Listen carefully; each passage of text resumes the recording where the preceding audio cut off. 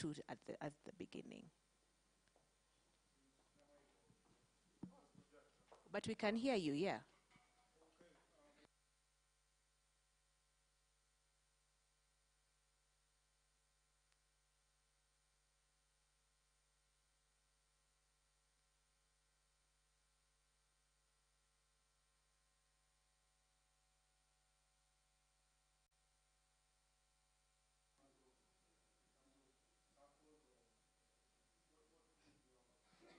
Okay, so that's one. So the informal sector, how are they organized so that they can also, again, take advantage of some of these opportunities we're talking about? I'll allow just the lady at the back. I saw your hand as well. Thank you and good afternoon. My name is Betty Sharon. I work for an organization called Collaboration of Women in Development. We are undertaking a project that is supported by Forum Save on Climate Change, named Tabasamu ya Wamama. I am also one of the beneficiaries who have been here for 2 days.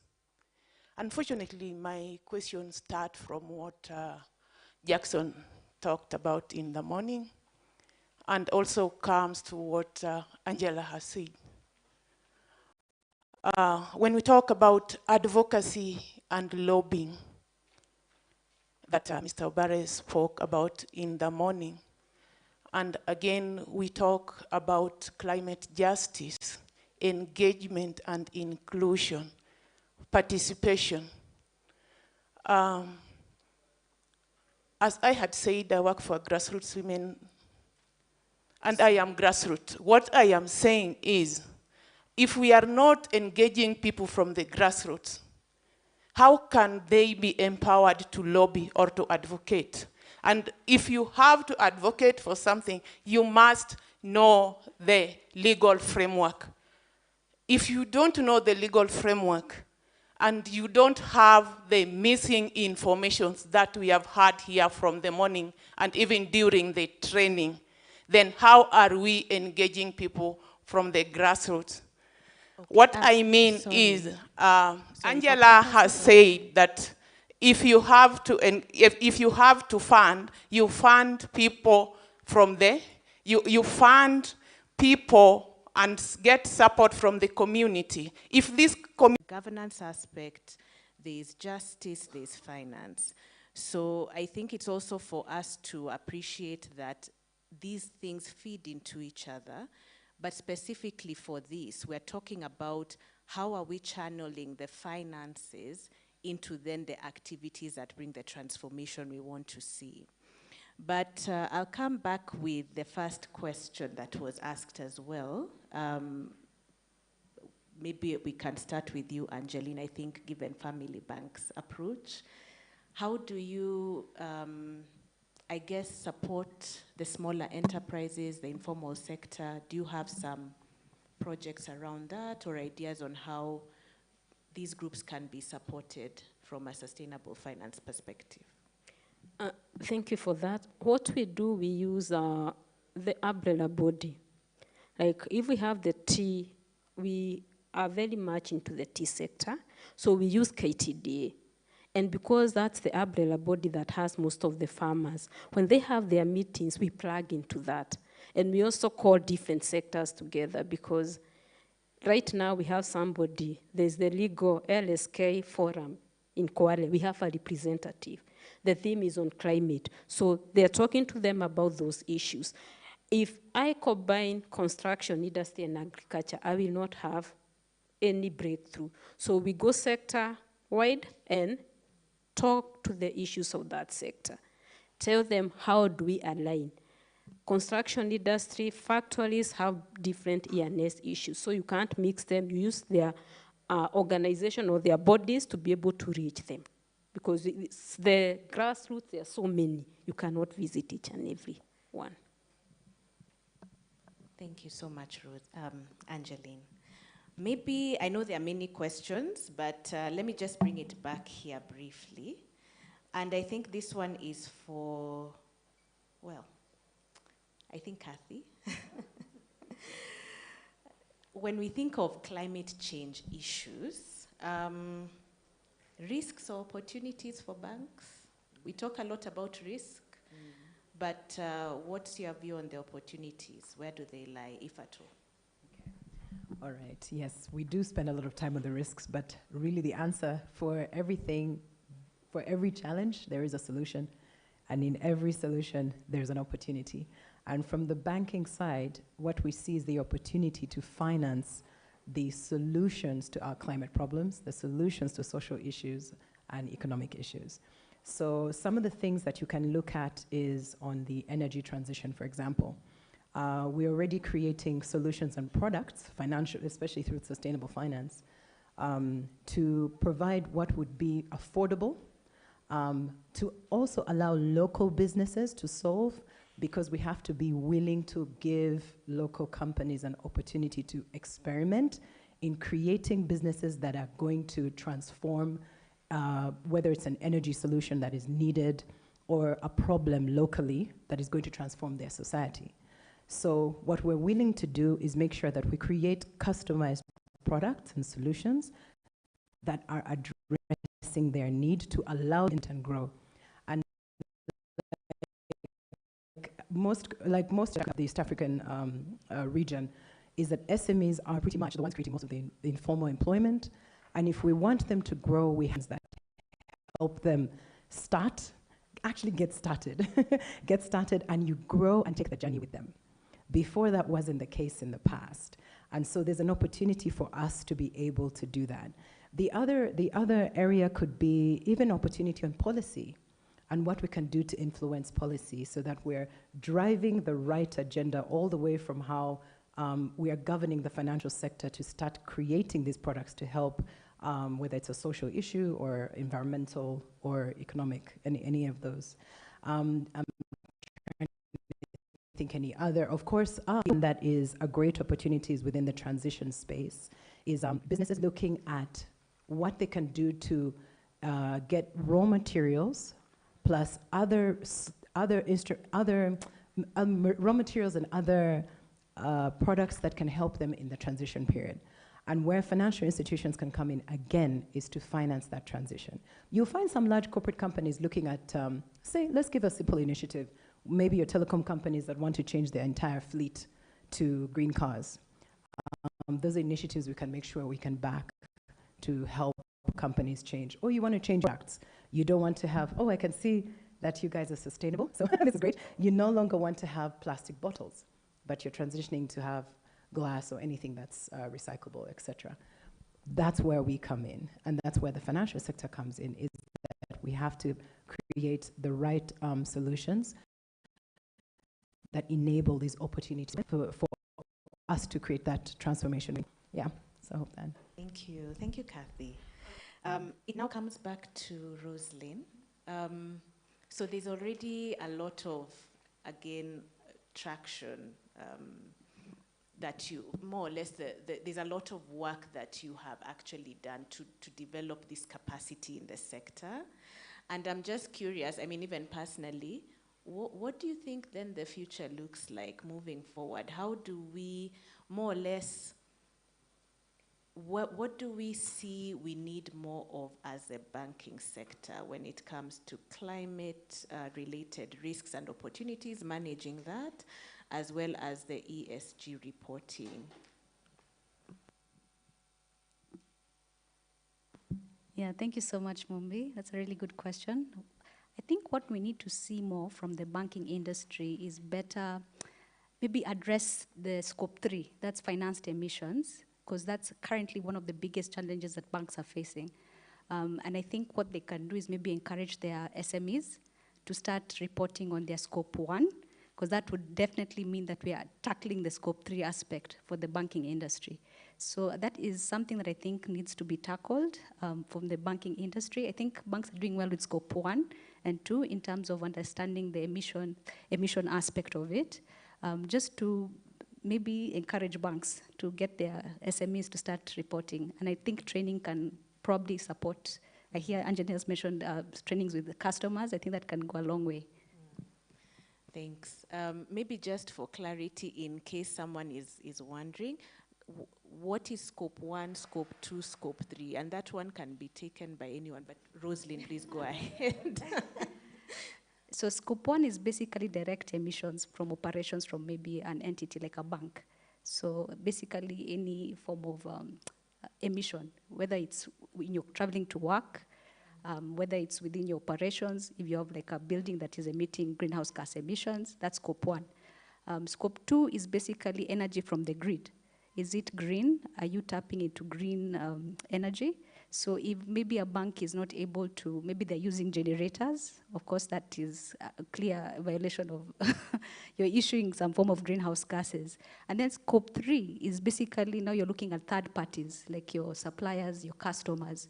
And that's when I'm talking about financed emissions. So when a bank is extending credit to maybe an SME, that credit, that activity that the SME is currently doing with that financing could lead to some level of emissions. So that's what we're talking about scope 3 in terms of emissions. Thanks for that, Rosalind. Very clear. Let me come to William. I'm going to now wrap up shortly, but again, for you, what do you think, the role of leadership, governance, what do you think is useful when it comes to actually mainstreaming sustainability across the organization, getting the people in the credit risk department, to see the value? What do you think, leadership's role is? I suppose it's the most critical piece of this journey, as you can see from a Kenya perspective. When the president set out the ambitious target to do 15 billion trees, it sends the right tone, it gets everybody aligned. All of a sudden, government ministries have targets, and they're busy planting trees, they're busy providing resources to address the needs that are facing people. So the leader is always the catalyst for change. And so where a leader is passive, you tend to find that these things don't move. So traditionally, and for most businesses, the leaders always prioritize the profit. And so the challenge or the question now to them is, you need to now start considering ESG principles. And so in starting to consider ESG principles, now it's becoming topical. The hype you see around this space, it's all about leadership. If we didn't have leaders who are driving this, focusing on this, and leadership could be individual level, corporate level, industry level, in some instance, country level, and also of the European Union. So when they say, I think they have a target to stop production of fossil cars. So what does that mean for those of us who import the fossil cars? So it means we also have to adapt. So when we leadership is very critical, and leadership can morph into us allocating resources, prioritizing conversations around this in your boardrooms or in your meetings or in your programs. So leadership is critical for this journey to succeed, yes. So it's a combination of top-down, bottom-up approaches. Okay, so I'm going to just ask us, I guess, starting from Kathy coming in this direction, just a parting shot 1 minute before we do the breakout, where now I guess we can get into now those deeper questions and solutions that we would want to put forward. Okay. Over to you. I think thought is in relation to what you just said.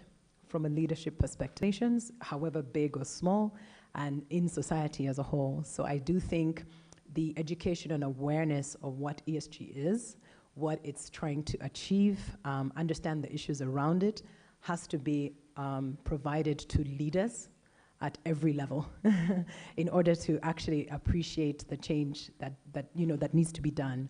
So to me, I think that the point on leadership and governance around it is a very critical one. So that would be my parting shot.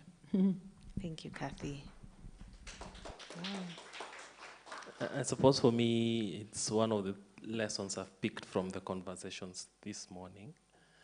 And it's about embracing indigenous knowledge. I think we need to solve, we can't wait. This whole global warming thing, you'd appreciate Africa contributes less than 4%. And if you remove South Africa and Nigeria, Kenya is 0.1%. Yeah, so for us, we need to find indigenous solutions.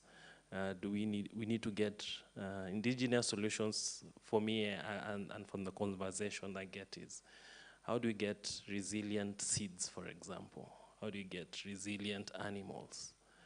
How do we, and I'll be a bit controversial. Remember Dr. Murungaru once said we should eat rats, and everybody was up in arms. But how do we find alternatives in terms of meal? For example, because you see maize attack it, and you'll find half your production is very limited. But not rats, I suppose.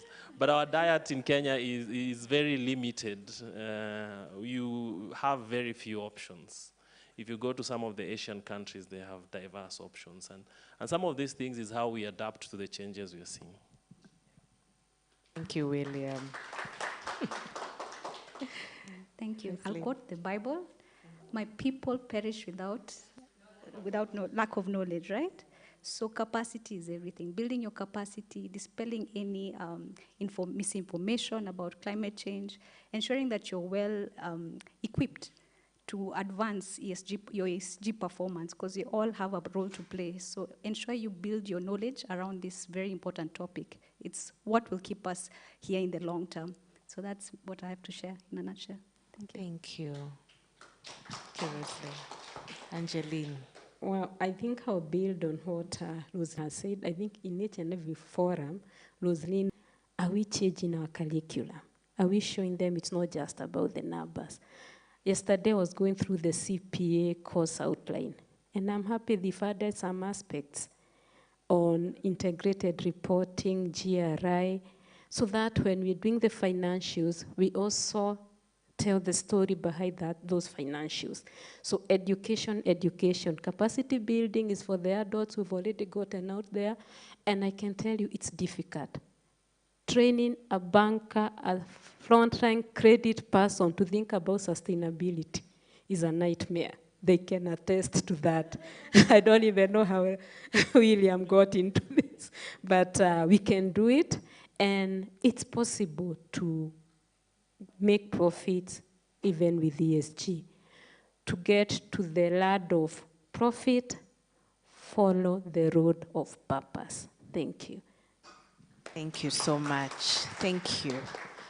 I think I'll just hand back now to our very able MC, Lynette. Thanks. Thank you. Thank you, Dr. Mumbi.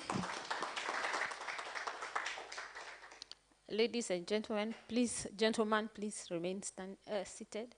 Dr. Chow, we want to gift.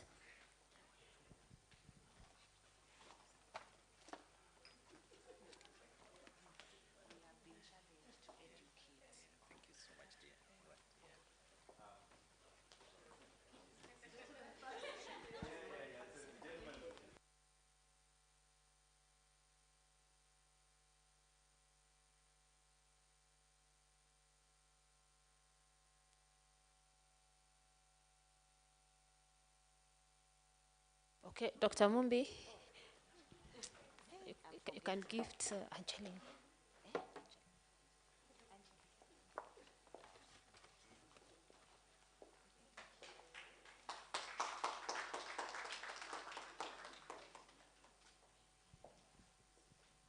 Now I want to do something different.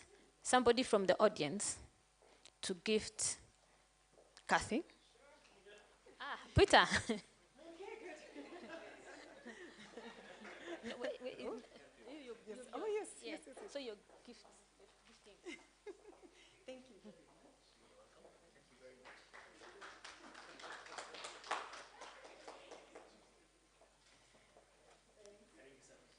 Someone else to gift Rosalind? Oh, Sam. I was actually thinking about you, Meshach.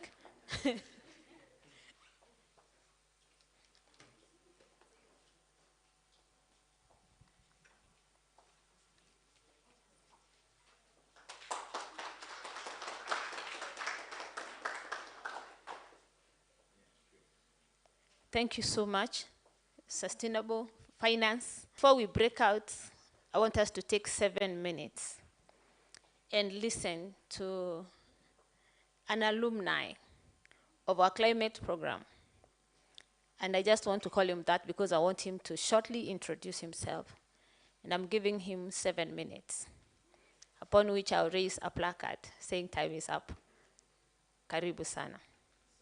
So the honors of introduction is purely on you. Good afternoon. My name is Japheth Muli.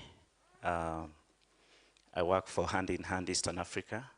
I'm the Chief Programs Officer. I've been there for 4 years now. And Hand in Hand Eastern Africa is an NGO. We do community development. We help facilitate people out of poverty through enterprise development and creation. Of course, we work with the people who are at the bottom of the economic pyramid. So that's what we do. My background is in agricultural engineering and MBA, strategic management, and doing a few other things. So Lynette, have you started counting? Okay. Do I have slides or I just, okay. So I will start talking because the time is short. I was in the first class, the first cohort of a climate leadership executive program last year in November. And so we are the starters, we are the pioneers with a few other guys. And we challenged ourselves that after learning, we're going to go and implement the learning. We're going to go and have concrete action on the learning of the program and what will help our organization and serve our community members that we serve. So basically, I'm here to tell you that the Climate Leadership Program is a good program. Dr. Chair, I think that's why I'm here. So it's a good program, and faculty members sharing experiences within ourselves, because for me, I've worked in the last 17 years with community. So we shared a lot within with each other. And then the learning that we got from the very experienced professors and doctors in this institution and other people from other climate change working groups and organizations, including the overall, I think the overall secretary of UNFCCC, the ones that organize the COP. So such people were able to talk to us. So what did we do after the program? I think I have 3 minutes remaining if we are following the time.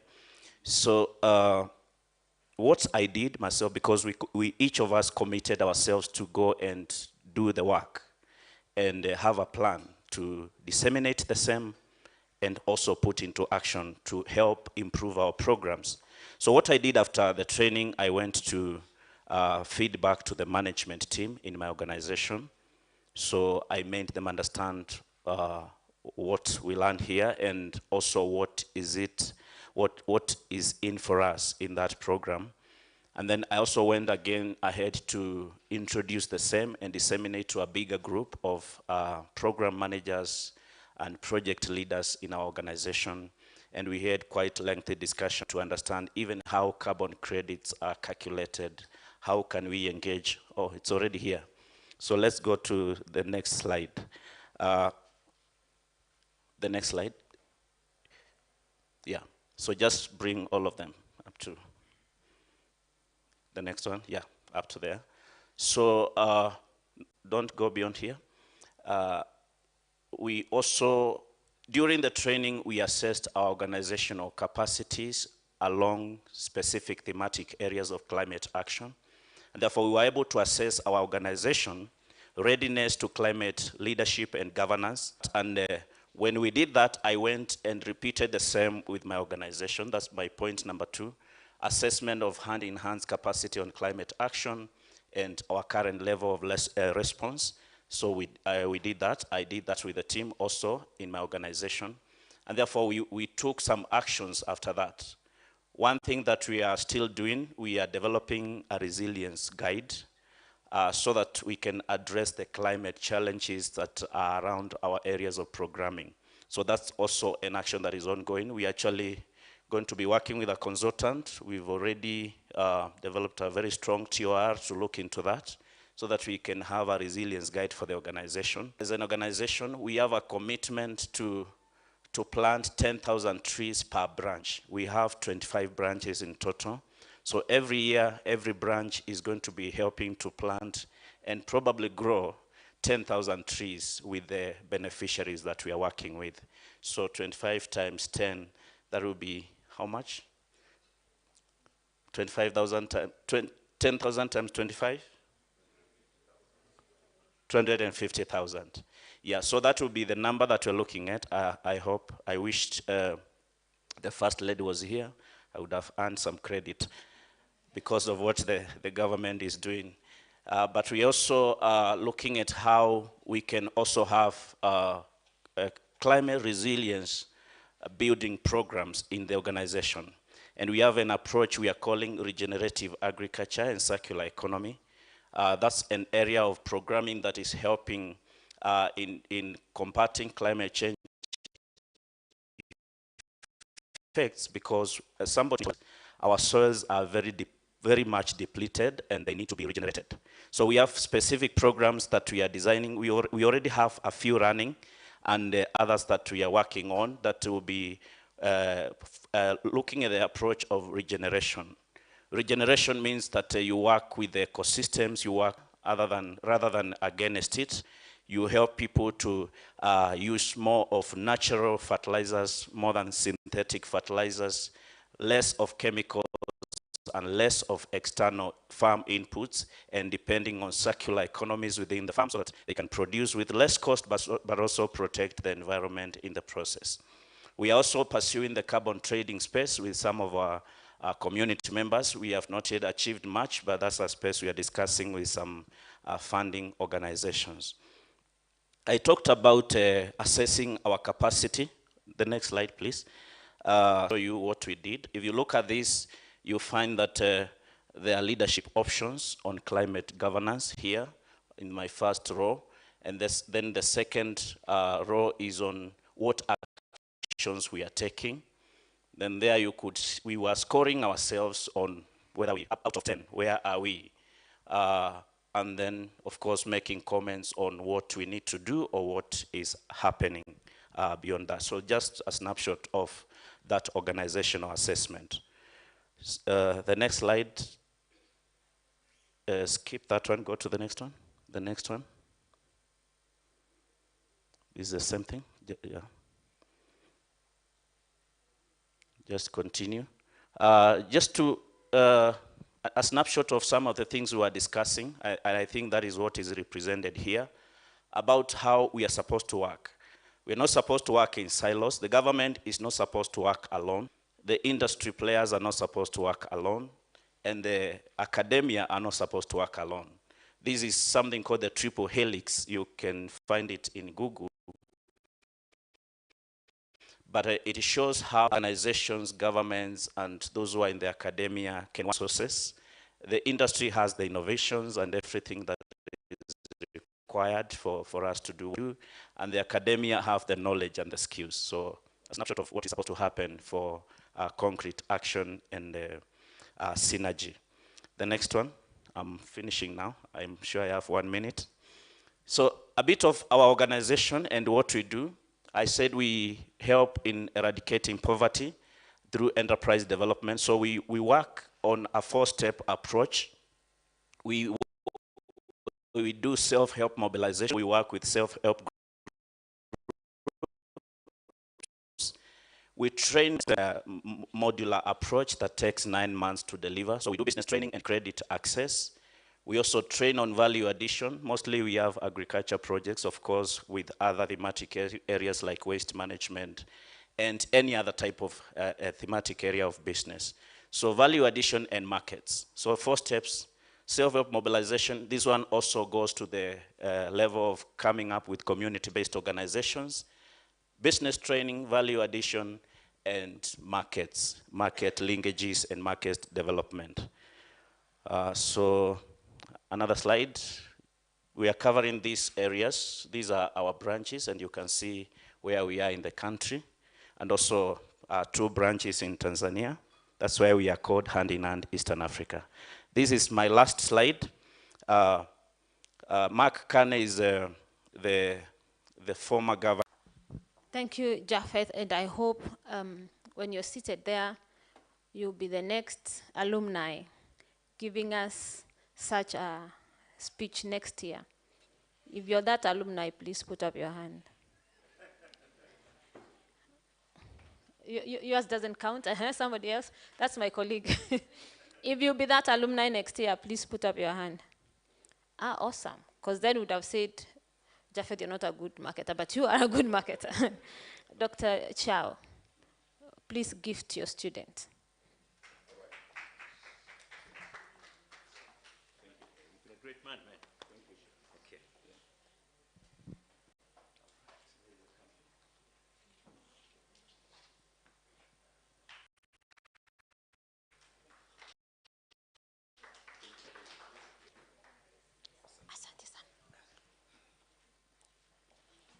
I have a request. I can see some of us are sleeping. Maybe we can just stand, stretch a little. You've had a heavy lunch. It's a warm day. Stretch.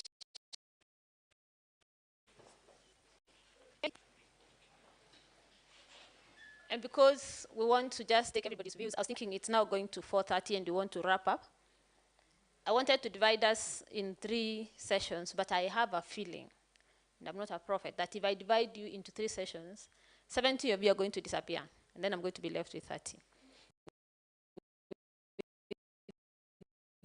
Your permission, whether we can just have Dr. Mumbi will come and give us the closing remarks after. Is that agreeable?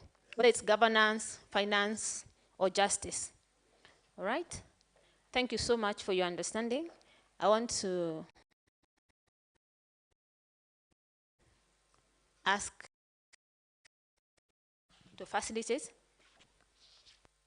you so much, Lynette, and I won't take so much time in defining what this is about, because I know we have had this giving information, but now we want to get back information, and I think one of the lessons we are learning is in the future we may want to create more opportunities for that, because we are all leaders in our own space. So I don't have a formula on how to do that. I think Lynette, using the group, would have worked very well. But now I'm in the, it's about adaptability, right? So we are practicing that. Rarely do you get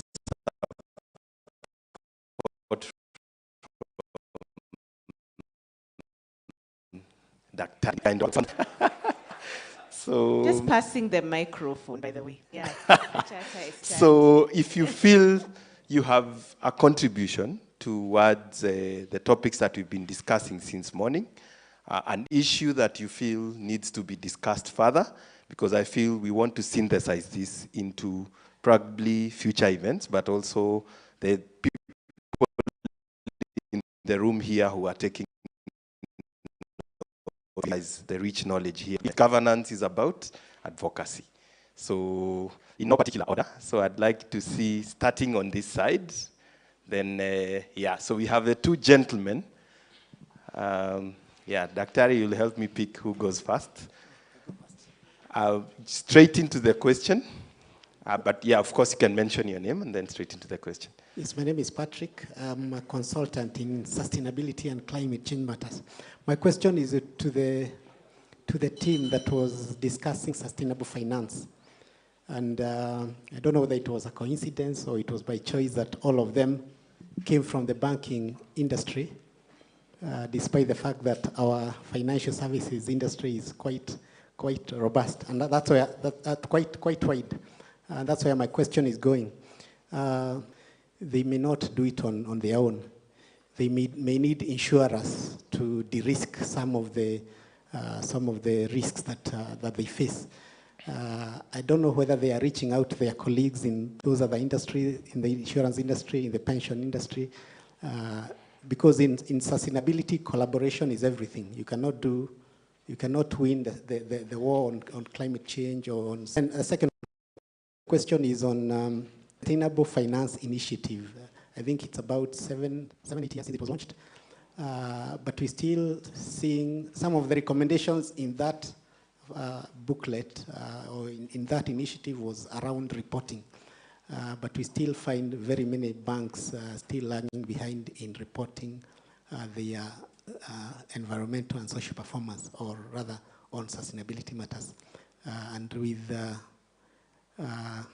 the CBK guidelines also putting more pressure on them. I don't know what Rosaline is doing to ensure that we bring more and more banks into the reporting space. Thank you. Thank you. I've seen both of them smiling. I'm not sure we'll get a unified response. Yeah, that gentleman, and I see hands here at the front, so maybe we'll start with this row, then come to this row. Good afternoon, my name is Fred. I'll keep this short and to the point. We are speaking from an African context, yet we know that in practice, owners of capital are the global north. So in as much as we exchange ideas and create proposals and try to affect policy, et cetera, how much control do we actually have? We don't want to be writing proposals to the EU for the next 20 years and having ESG as a bell to make them happy. So how much control do we actually have? Wow, powerful. Making circles, or yeah, it's a good question. I think they'll pick that. This row, man here, and then there's a lady at the back. Yeah. I'm Bob. We conserve the of Nairobi River. So I've been part of committees. I'm part of a committee that was funded by World Bank. But the problem that we'll have is the gentleman has plans for climate change. So there will be an issue. Donors will give us grants, but at the end of the day, the projects that are funded, first thing, the committee members who vet those projects, first, they do not know how to make projects bankable. So you are given money, but at the end of the day, when your project ikiisha and there's no impact with the money.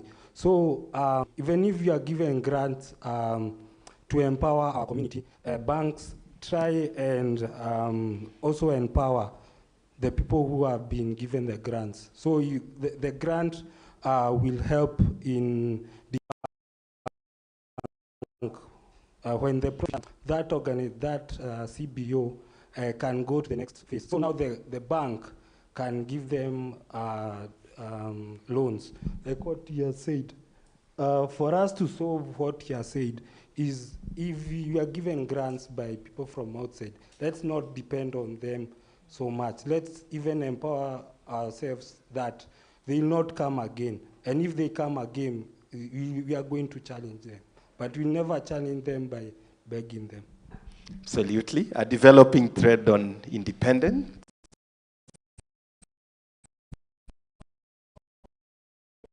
And then dependency and a summary. But also, if you feel itched to react, then please grab the mic and just give a quick response. Yes? Thank you. My name is Leah. I'm in the construction industry. I think I'm one of the people who are bringing a lot of the climate changes.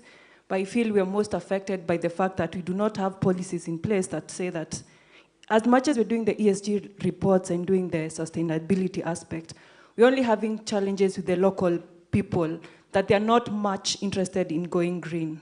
We only go green on projects that are internationally funded.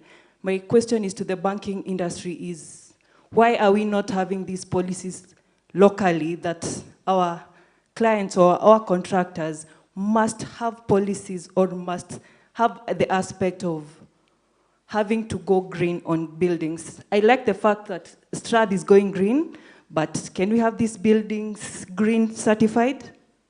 Just a question. Thank you. I think another emerging thread on whose conversations are we part of is that trajectory. Over to you. Good evening, everyone. My name is Pamela Bundi from Finnish Mundial, Kenya. I'm in the development sector, specifically water, sanitation, and hygiene. But what I wanted to highlight in this forum, and thank you for inviting the bankers in the house, is mostly the fact that for us to achieve sustainability issues to do with ESG, we need to work through collaborations and partnerships. And just to bring it home is the fact that, let's say, for instance, if you look at what the lady who's spoken before me has said, in terms of the construction industry and the guidelines, let's say, buildings being certified as green. We wouldn't expect the bankers to address such issues unless they have the expertise in-house, and that will be expensive and, or rather, not cost-effective for you start anyone going for financial needs and you know, some regulations that they've met before they approach the bankers, then that will solve the solution. Secondly, in terms of partnerships, again, is for us in the WASH sector, we are partnering a lot with financial institutions. There are a lot of risks, especially when we are looking at SMEs, small SMEs in the space. So working again with development agencies and partners who are willing to de-risk the sector for the financial institutions for sustainability. And I'm glad to say, like for instance, we have a partnership with Family Bank. There's been ongoing partnerships with Sidian Bank. There are various financial institutions in the country that are partnering with development sector for various initiatives from WASH to agriculture to renewable energy. But can we speak about it? I was actually quite disappointed that the whole panel, nobody talked about partnerships, and that is the beginning of sustainable finance. So let's collaborate and work together, and like part of the discussions that were there in the morning, issues to do with co-creation, we listen to the people within the communities at that low level and bring all these ideas to the top so that we come up with ideas and solutions that are all inclusive. Thank you. Thank you so much. Juliet? And then there's a, yeah. Good afternoon. Abdul, sorry, just a minute. Abdul, you can help me pass the mic from Dr. Mumbi to the other row as well? Yeah, thank you. Over to you. Okay, good afternoon. My name is Rose Kerubo Mariba. I am the founder of Ecotaka Solutions Africa. I work closely with the people in the waste sector and especially organizing the ecosystem through capacity building, also helping them to get to understand the laws in the waste management, especially segregation from the source. One day I approached a bank that wanted to onboard the collectors so that they can do the saving or just banking with them. And then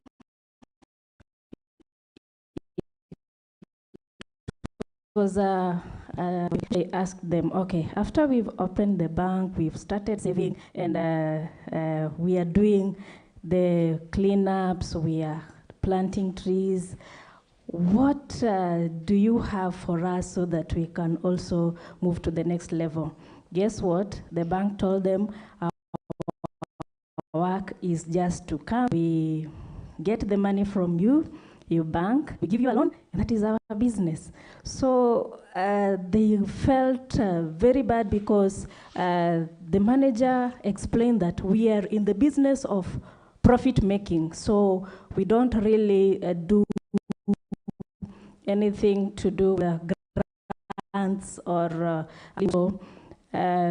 that is how our conversation ended. So what I can say is that most of these conversations are happening in this room, and you find that people at the grassroots level or people that have passion towards the environment. I've never gone to an environmental class. I am a teacher by profession, but I'm doing my master's on social transformation. So what I do out of passion. And at some time, we find it very difficult because you are really passionate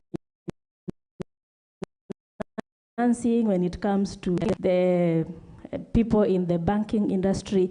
The question that you are asked, who is behind this organization? Or if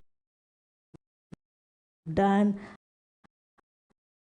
out of your, you discouraged, and this discouragement makes people not to move to the next level. So what I can ask is, please, partnership is key, partnership and collaboration. Thank you. Thank you. We cannot avoid the word partnerships, but just before Steve, I saw a hand that springed naturally, and I think I am tempted to not ignore the reflex. So the lady here, quickly, then we'll have Halima. Halima, I think we had passed this row, but I'm tempted to go back. Then we'll have Steve.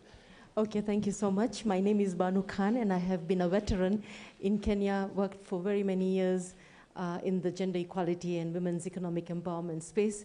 Today, I'm absolutely delighted to be here. My comment is going to be very, very brief. You know, we have talked since morning about planting trees. Yeah, 15 billion, that's a noble, noble idea. But nobody has talked about what do you do after you plant the tree, nurturing trees. Nurturing trees, because once we plant, we can't leave them like a baby to just survive on their own and just die. So it's something that we really, you know, of late I've been observing. I take the expressway a lot, and what really hurts me is those funny green tins that you see on our poles. Screens. And somebody came with a great idea to make it beautiful, but they are so neglected. Nobody waters those plants, and the amount of money. Halima, yeah, and Steve has a mic already, so we can shorten the conversations. Thank you very much. I'm Halima Kahir. I'm from the grassroots, Wajir County. I work with Wajir Community Radio, a vernacular radio station based in Wajir County. Since morning, my ears have been here to hear. That is, we have not yet gotten solution who will catalyze or who will tell us that we need to take climate change at the grassroots level.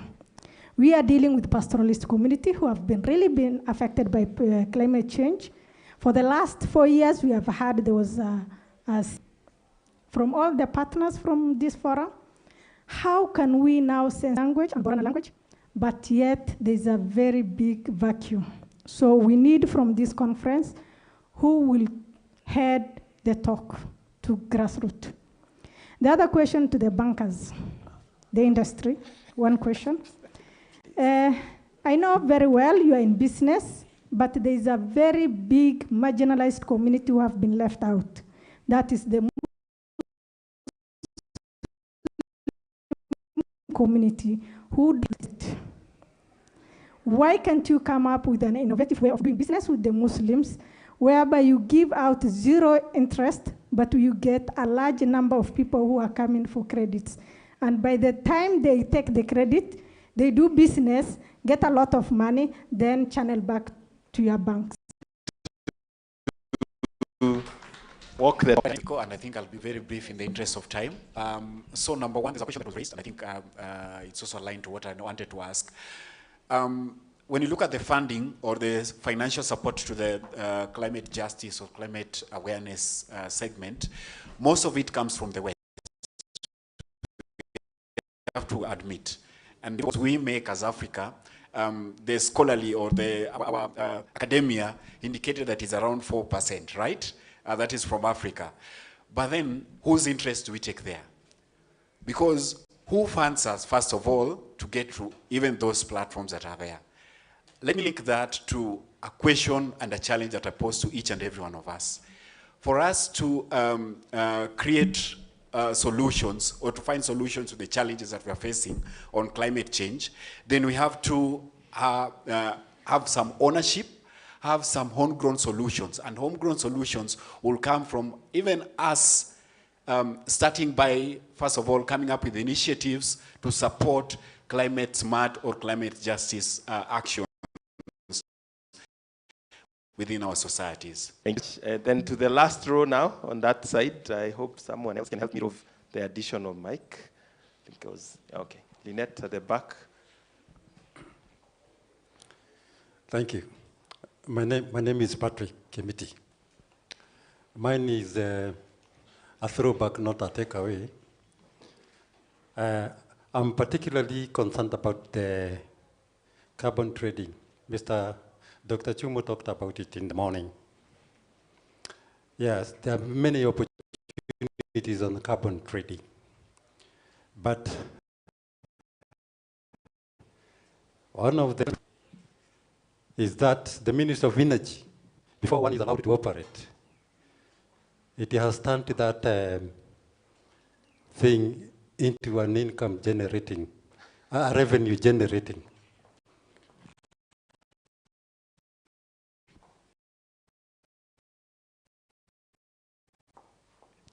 But why can't the government come soft? If we want to create resilience in the environment sustainability, the government should come soft. It should not be zero rated. I think if you can take that one to the advocacy group to look into it, I know maybe something can be done because there are so many opportunities there and people are looking for opportunities. Another reason why Mr. Chumo said there is a lot of conmanship in the carbon trading. All these things should be looked into so that at least that particular industry can go.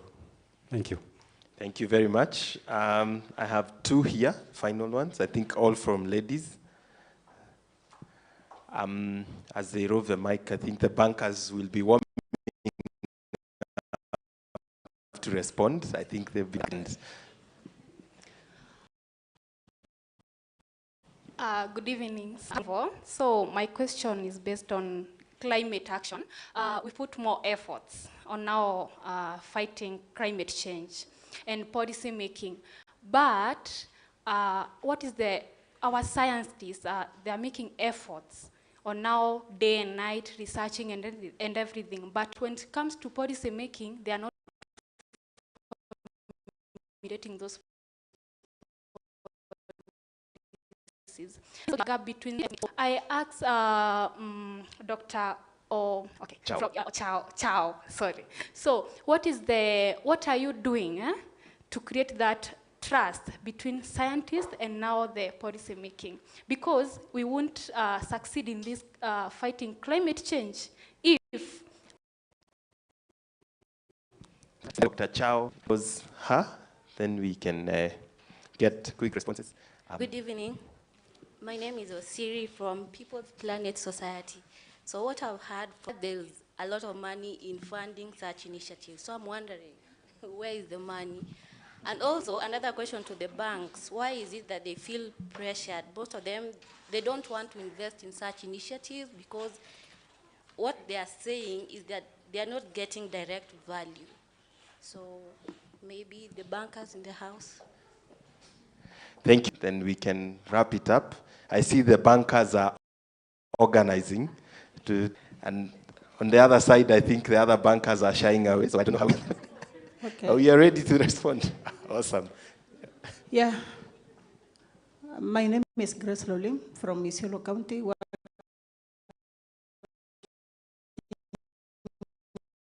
With the Isiolo Gender Watch. They want us to fund the indigenous people so that the indigenous people also can contribute to climate justice. Thank you very much. Funding indigenous communities. So, which side do I start? Okay, you want to go first? All right. Thank you so much. I can answer Patrick's question about what we're doing in terms of reporting and how KB has helped the industry to do that. As you're aware, there's the guidance from Central Bank of Kenya on how to manage climate-related risk management.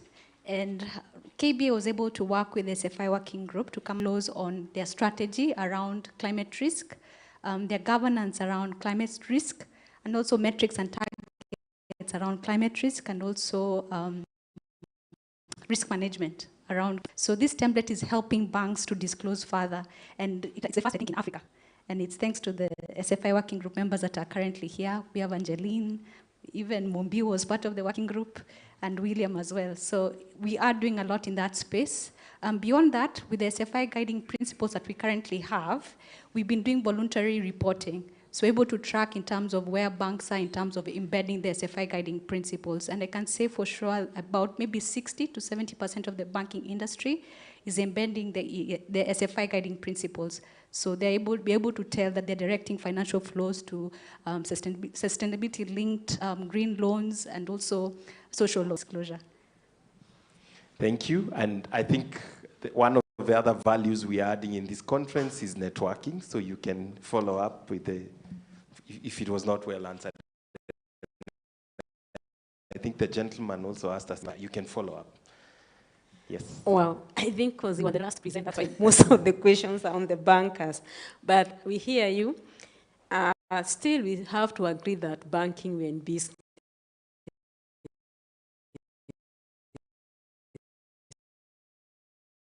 but they are within where they train the SMEs, they prepare them to pick up the loans, then they link with the banks. So those partnerships help us to be able to do what we can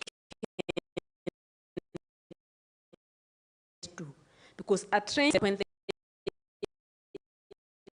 prepare them and incubate to do the lending, then I don't know, maybe we run and organize. That's why the financial sector became only bankers.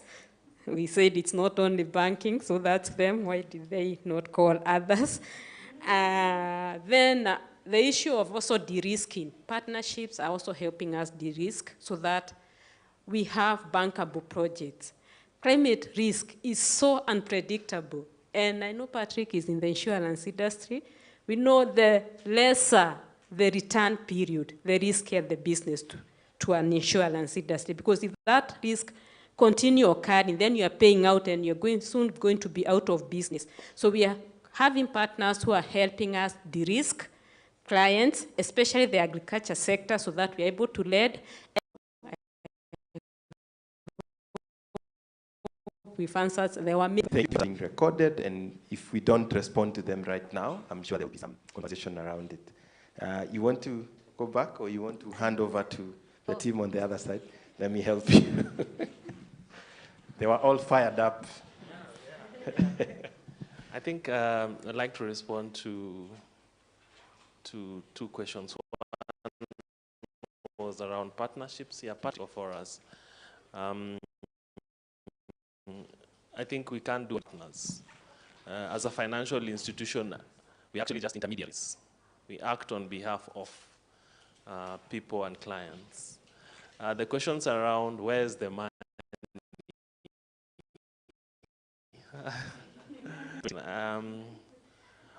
But I feel personally it's a flaw in our financial system, specifically the transmission of money from one point to another.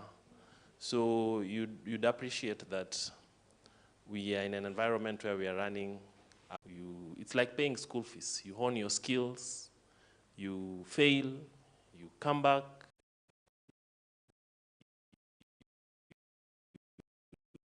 you come back again, you fail. That's bankable, that's can able to employ people and have wider impact to society. So development around the financial space is growing. The laws are changing, but you'll appreciate, like CBK, was it 2-3 weeks ago, they pushed up the interest rates. So when that happens, the ripple effect happens. It's a flaw in our financial system, in my view, but I think there are efforts that are happening. The programs we are putting in place, the catalytic programs, are supporting SMEs get to a level of bankable. The challenge I'll push back to is apply. Because we realize most SMEs don't apply. Or when they apply, they do not do their work. You know, they don't do their homework. It's as if they're going for something unprepared. Will you get the job? So that's the challenge. So if you're an SME here, there are various county programs, there are various financial institutions that support. There's a lot of free learning that you can do your homework and then get yourself ready to be bankable. If you come to a bank and you have a good proposition, in fact, we look for you. Unfortunately, the financial system is we look for people who have money. Okay, I think, ladies and gentlemen, I want to hand it to respond to the question that was directed to him, and then we can hand over back the program to Dr. Mumbi. And, yeah. All right, thank you very much, Titus. I think Carol from Kenvo asked, what are the role of scientists in the science policy nexus? That's actually a big issue. I know we take responsibility at some point. I know we have some scientists in the room. Guys, you know what we've been doing some past years. Scientists will publish work, and then we publish for the scientific community, journal papers, and it stops there. But I think that's not the modern trend of publishing. Today, from the scientific community, what we do, number one, we always release simple productions in science communication, consumable for anybody else who is not interested in the science. Now that goes, then we go to the second level of publishing. Anything else and creating what we call a policy brief. A policy brief is a very targeted publication, consumable to the language of policymakers, that can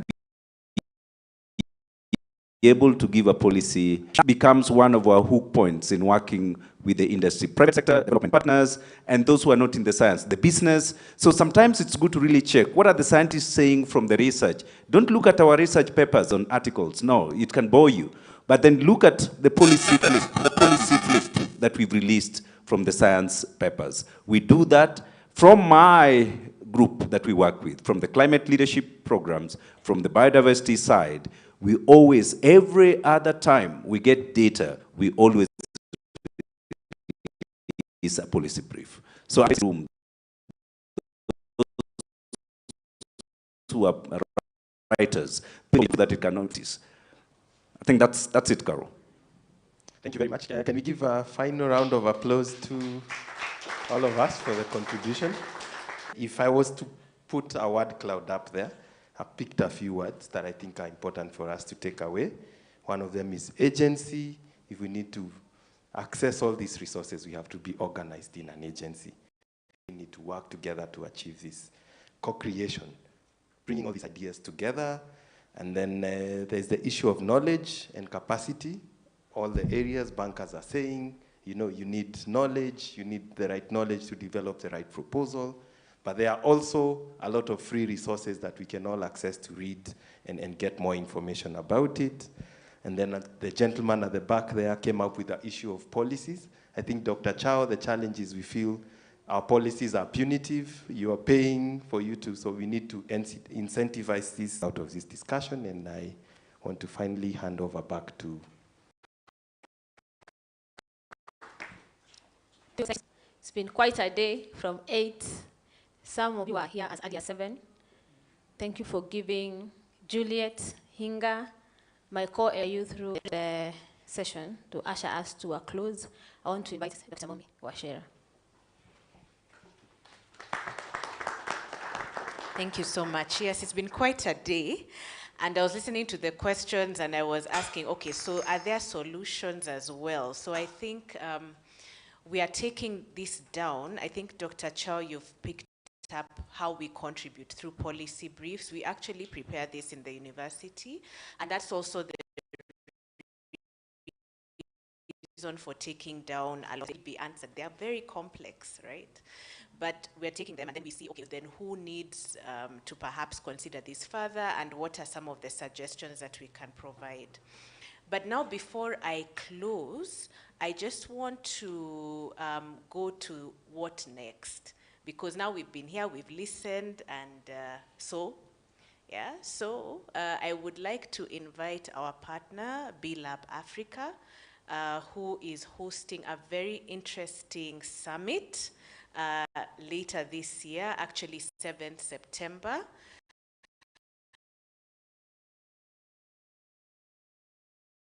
On the back of the, I'd like to welcome them if they're in the room, just to give us some, well, maybe they may have stepped out, but okay, it's fine, I can cover it. So B-Lab is having a summit still on climate-related issues and sustainability.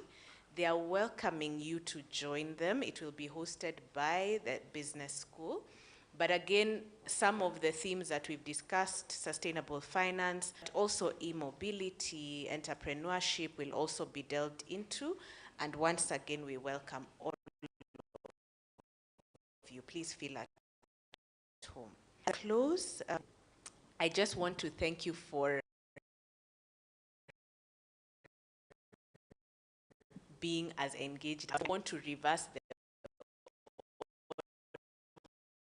and just come back to you to think very critically about, is what we are doing along these 3 streams actually creating the impact that we wanted to achieve? What needs to happen when we're working, because we do work with them, what needs to happen when education institutions shift our models in how we teach about these different areas. So it's really to thank you for your high-level participation, your knowledge, your patience also with the time. Thank you. I'd also like to thank our panelists, our speakers for the day. I think I have learned a lot. I think everybody has. I hope we will share the materials, yeah, because especially that PowerPoint on climate litigation. I think I'm not the only one who wants that PowerPoint. So yes, it's to thank them, those who are not here, those who are still here. Thank you so much for sharing your expertise with us, your time. I'd also like to thank people in the back end of this who have worked so hard to make it happen. Yeah, the team at the back, ICT support, the media team as well from Forum C, from SU, even the people, the catering. We really want to thank that team. I'd also like to thank Dr. Chow personally. I think, well, we are colleagues, we are friends, but thank you as well for your, your leadership, your guidance. I think it's really enjoyable working together on these things, on the programs. Last but not least, and actually organizers. So when you're seeing, Juliet here providing excellent support in welcoming you, Lynette, single-handedly, of course with others, but really driving this event. Thank you. Thank you so much.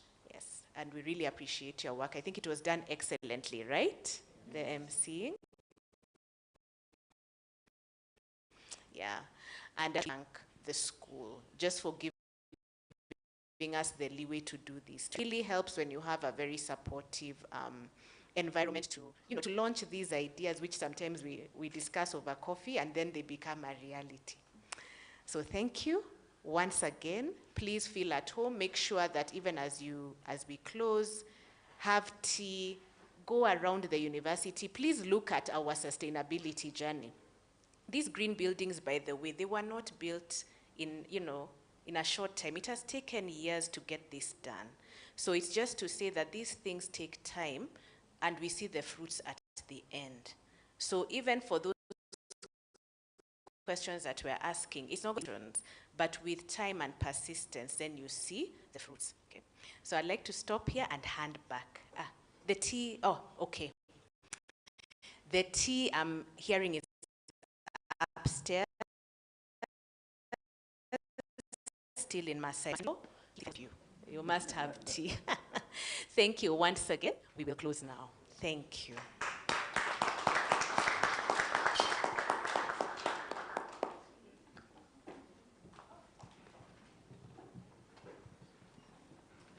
All the tea is outside. Sorry for just outside where we took the 10 o'clock tea.